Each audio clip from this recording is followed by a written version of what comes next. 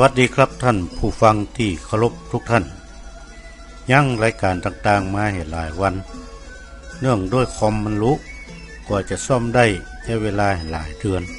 เพราะโปรแกรมอย่างมันก็เปลี่ยนใหม่ไปหมดจำเป็นต้องปรับจูนให้ใหม่วันนี้ก็มาปะกับท่านแห่งครั้งหนึ่งวันนี้ผมจะได้มาเล่าข่าวเรื่อง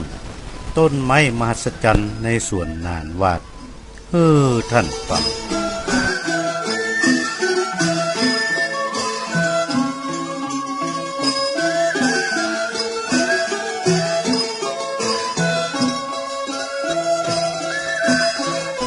เตียวแอวในสวนชวนพอต้นไม้หลายพันนักใบไข่ฮื้อมาหัน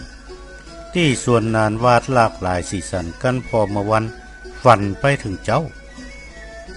พอหันกะใบก็หายโรคเก้าเขาลือว่าอันมานานเขาลือกันว่าอัน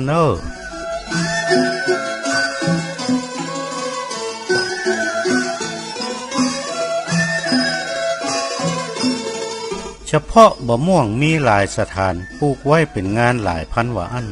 มีแก้วขมิ้นม่วงเบาน้อยสั้นเขียวใหญ่แก่นมันใหญ่แตะม่วงน้ำดอกไม้หอมลำบ่แป้แล่กินกับข้าวก็ลำขนาดว่าอัน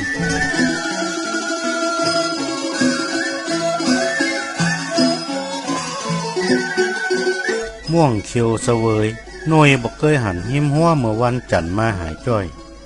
ห้องเขาเสวยคงดีบ่น้อยหายไล่ล่องรอยอย่างนั้นเขาเสวยไปเหี่ยหมดม่วงแก้วลืมคอนซ้อนใบเป็นจันกินลำหอมแต้เนื้อนายม่วงโชคอันนั้นหน่วยนักพอขายหลายต้นเรียงรายขายได้บ่น้อยทัดนั่นต่อไปบ่ไฟเป็นซ้อยลามต้นหกคอยคือแต่กินบ่ได้แมงไซหนอนแป้ปล่อยเน่าเบอหล่นไป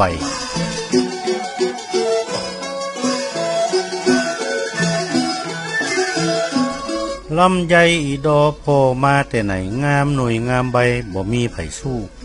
เอาใจเรือลูกทุดทูราคาอยู่หูจักทิ่มคนขึ้นก็แปลงก็แห้งก็ทิ่มขายทิ้งแล้วก็ยังปุดตื่น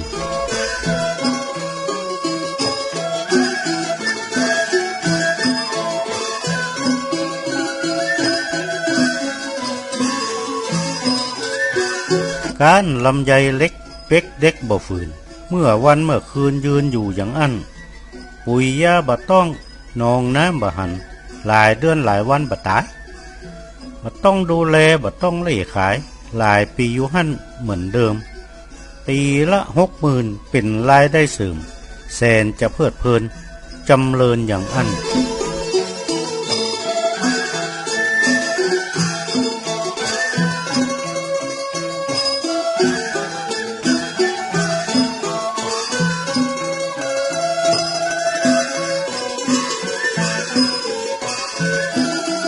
ลำไยเสาทูตั้งอยู่ที่หั่นแสนจะม่วนงานสันเล่า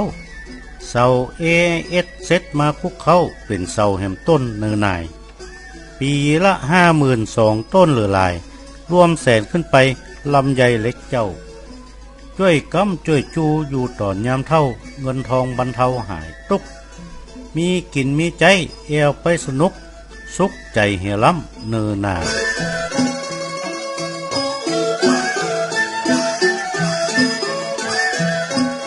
เตียวพอต้นไม้ไปเจ้าจนควายจนลืมเข้างายวางยาอยู่บ้านบัลล่างแมงงุนมาต่อมมาป้านเกาะกินหิมจานเห็นแล้วจำเป็นต้องวางจำลาขาดแค้วแล้วจะเล่าฮื้อทีลุงถ้าหันว่าดีขอช่วยเกื้อหนุนเพื่อไว้กำลุนจะมาแต่งแต้มแห่มไม่เน้อนายเฮยนานวาดคนเขียนข้าวแล้วก็เล่าฮื้อท่านฟัง